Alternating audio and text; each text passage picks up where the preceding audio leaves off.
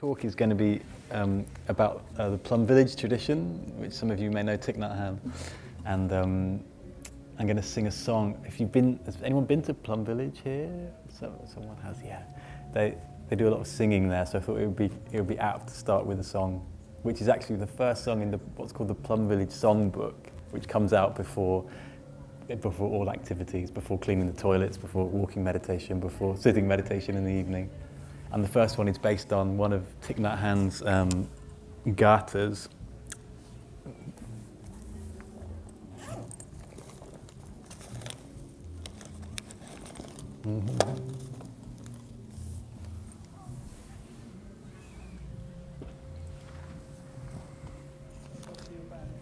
There he is. Thought I'd show you a picture. And the gatha is, I have arrived, I am home, in the here and in the now, and I'm solid and I am free. In the ultimate I dwell. It's quite slow and I'll sing it through a few times.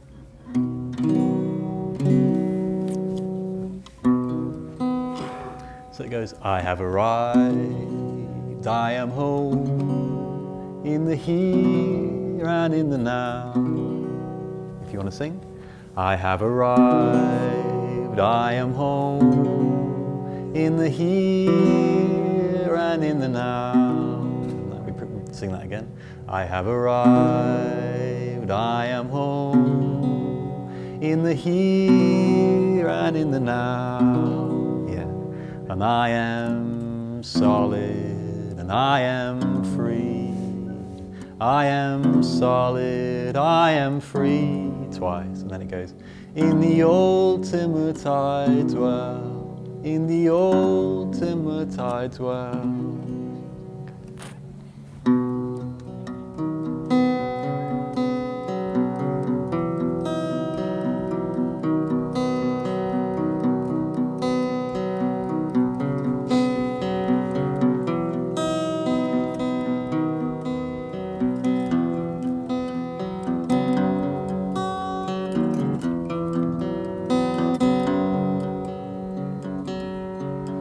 I have arrived, I am home, in the here and in the now.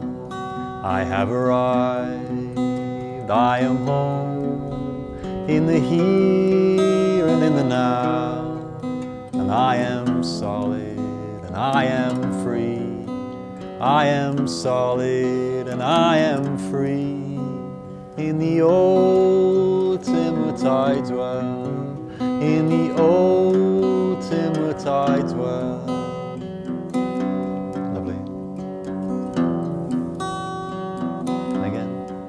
I have arrived, I am home, in the here and in the now. I have arrived, I am home, in the here and in the now. And I am solid, I am free, and I am solid, and I am free. In the ultimate I dwell, in the ultimate I dwell.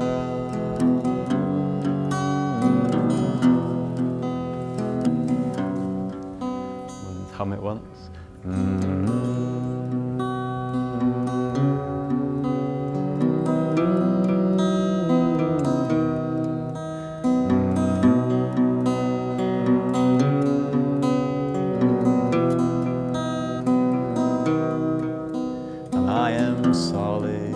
I am free.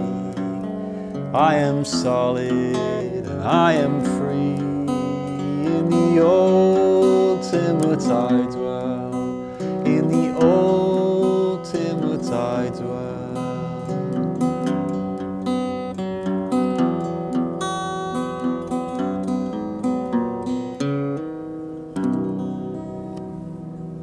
Lovely. Well, thank you too. Yeah, so my name is Joe Holtaway. I've been involved with the Plum Village tradition for about 10 years. You might have seen a big stream of people walking out at night time. Some of you have been there, I think. So we're doing walking meditation, which is also called Kissing the Earth. So I volunteered to come and say a few words about it. and then invite you tonight at 9:15. So, and I thought I'd start with some of Thich Nhat Hanh's quotes. I think I'll stand him up, so here we go. So this is from one of his books called Peace is Every Step. A little bit maybe about Thich Nhat Hanh first.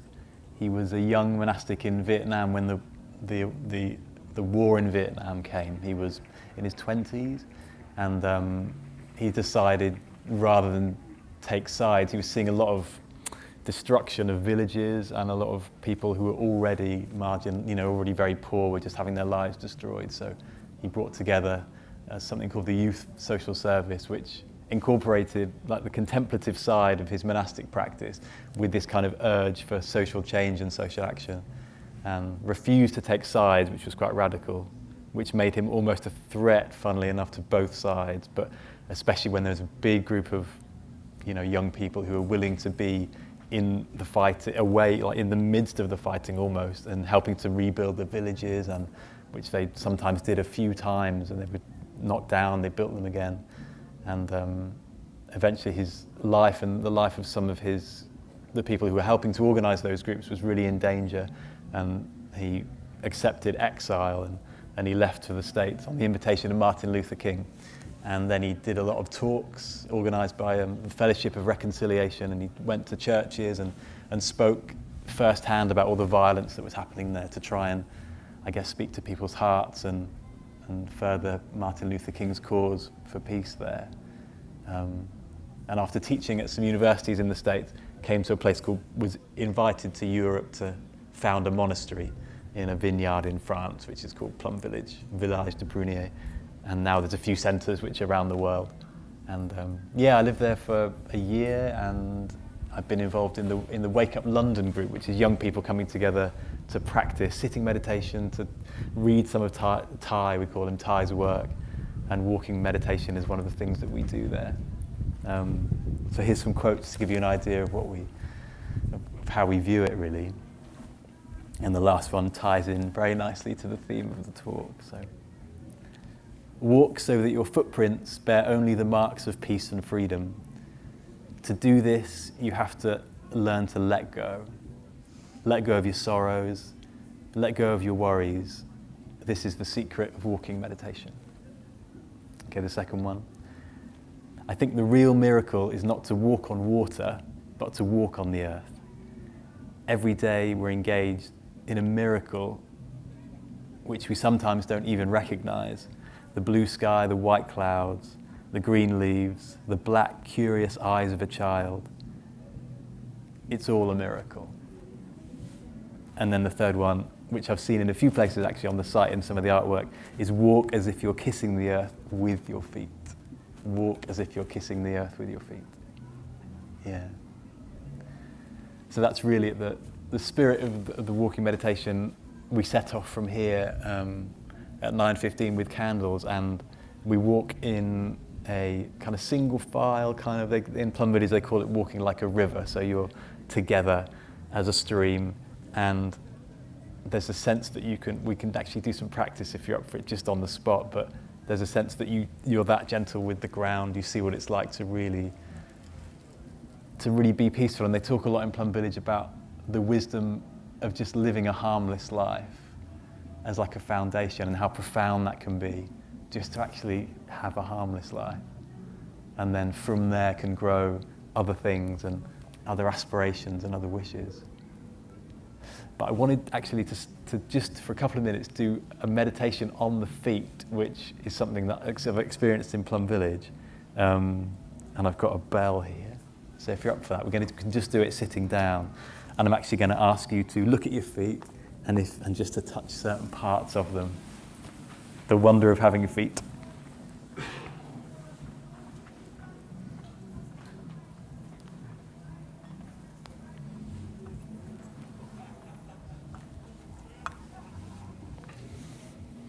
So first going to listen to the sound of the bell.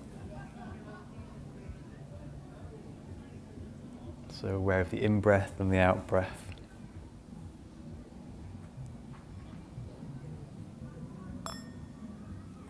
So just one full sound, feeling the breath in the belly and Also feeling the contact of the body with the earth.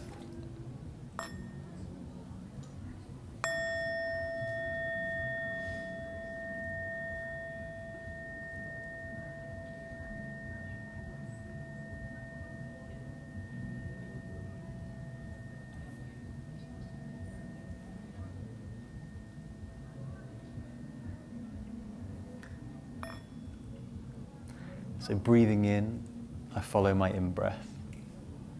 And breathing out, I follow my out-breath. In, out, and following.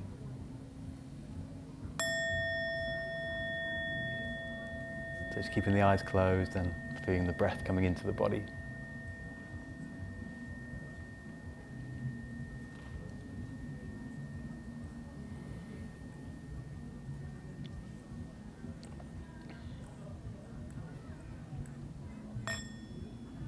So breathing in, I breathe deeply, and breathing out, I breathe slowly.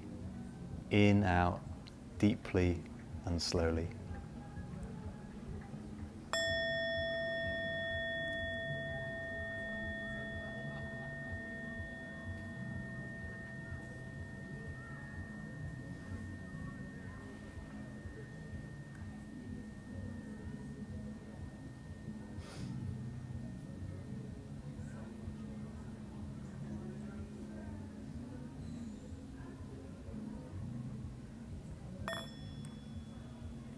Aware of this body, I breathe in, and smiling to this body, I breathe out.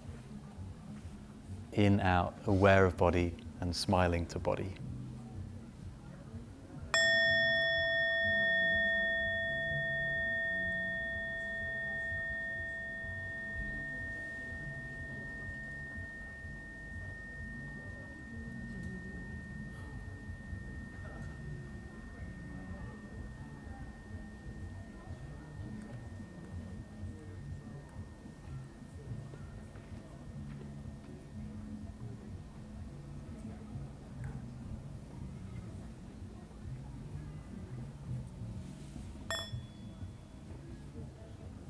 Okay, so just one more of these. So we're going to bring our attention to our feet. So breathing in, I'm aware of my feet, and breathing out, I smile to my feet. In, out, aware of feet, smiling to feet.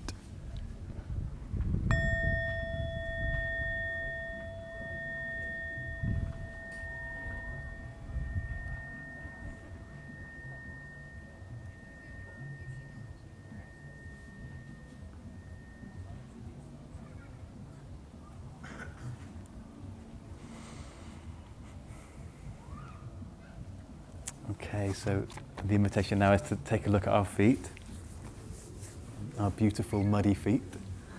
Maybe they're clean, actually, I don't want to judge. We've given names to different parts of our feet. I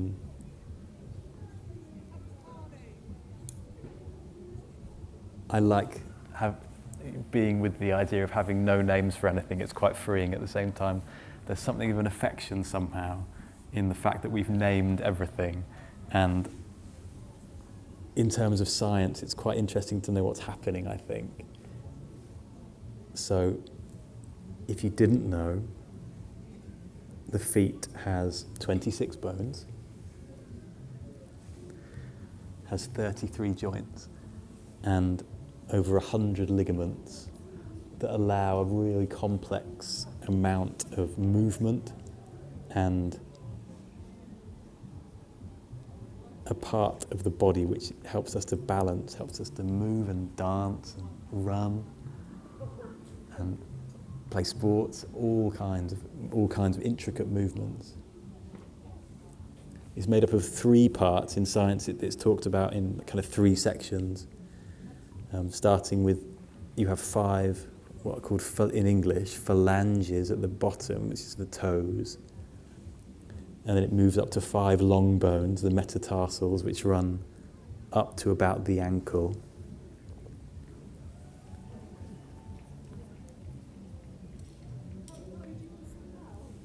And then just before the ankle, the midfoot, There's the navicular bone and the cuboid bone, which is apparently a very kind of incredible, it would be seen, I think, as an incredible feat of engineering. You've got an arch there, which is incredibly strong, also incredibly flexible. And that leads to the tibia and fibula bones up into the legs. So I wonder just for a moment if we just appreciate our feet, thinking of the complexity, seeing them as real miracles that help us to do so much and also to really take care of and look after. Yeah.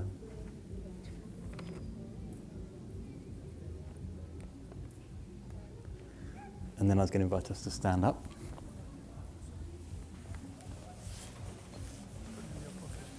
This one, thanks. Actually, you can close your eyes here and just find like a center point with your body. And you'll notice by doing so, the feet, there's constant movement there, the toes and the ankles. And feel the contact of the feet. And then what does it mean to you to kiss the earth with your feet? You could just take one leg up and then drop it back down very gently. And then repeat with the other side.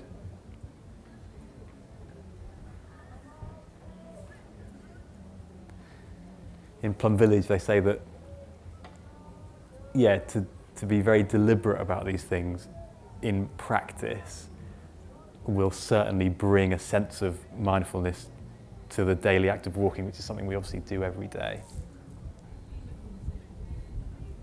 Not that you'd walk to the bus or the tube or your job as slowly as we do walk around the site, but yeah, I guess as we all know, a practice of any kind will kind of come into our lives in other ways.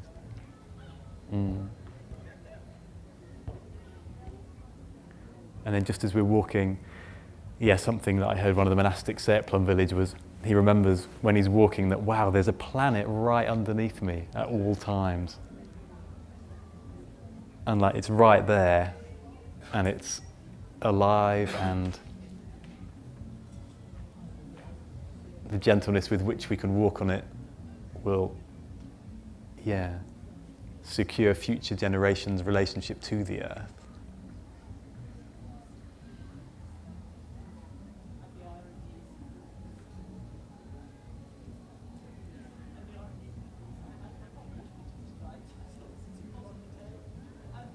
Then when you're ready, we can come back to sitting.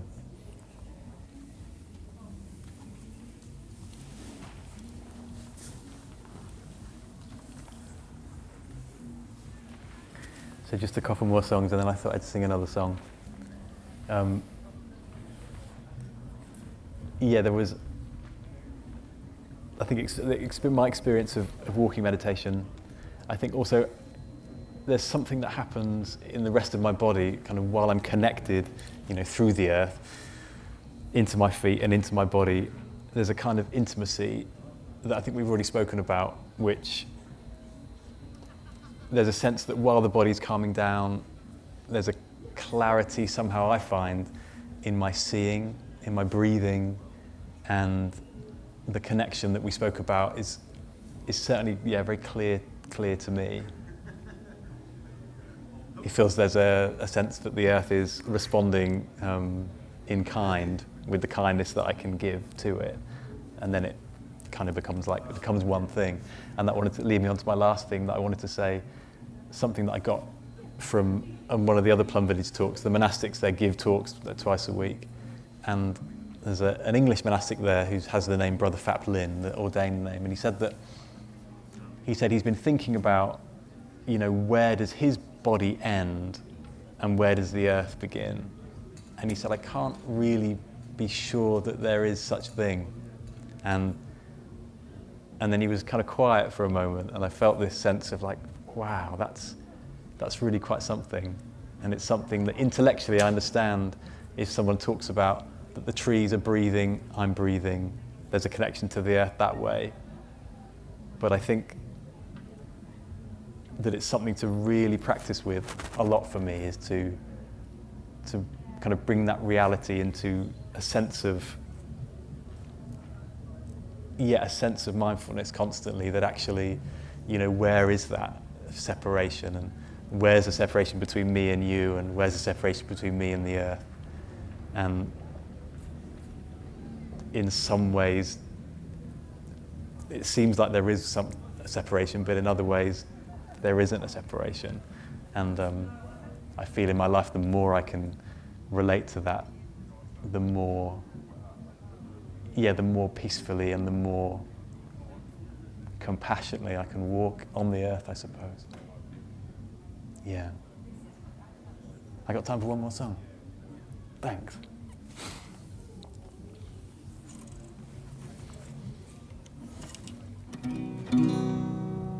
There's an American poet called Wendell Berry. Does anyone know Wendell Berry? He's a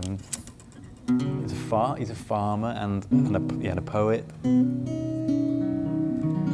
And this is a song that I heard in Plum Village. It brings, like Buddhafield, it brings in lots of people from all over the place, and they all bring art and songs with them, and lots of things are shared around. So I call it a Plum Village song, but it's from a Wendell Berry poem. It's called When I Rise. So that's call and response. So I sing a line, and if you want to, you can sing the same line back. So it goes. Oh, when I rise, let me rise like a bird, joyfully. And when I fall, let me fall like a leaf, gracefully. Lovely. Try that again. Oh, when I rise, let me rise like a bird, joyfully. And when I fall, let me fall like a leaf, gracefully. And when I walk, let me walk, and let me know that I am free. And when I sit, let me sit like a mountain, solidly. Then we go ooh, up and then down. Ooh, and again up and down. Ooh, ooh.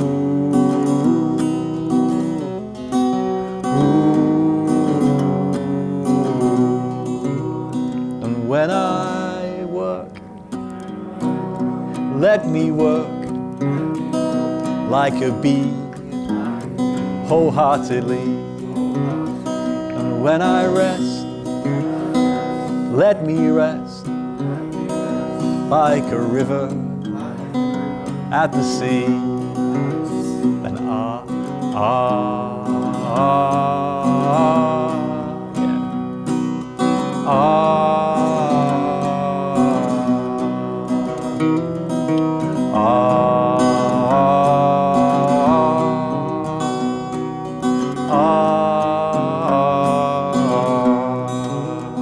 And when I rise, let me rise like a bird, joyfully. And when I fall, let me fall like a leaf, gracefully. Lovely. Thank you very much for listening. Cheers.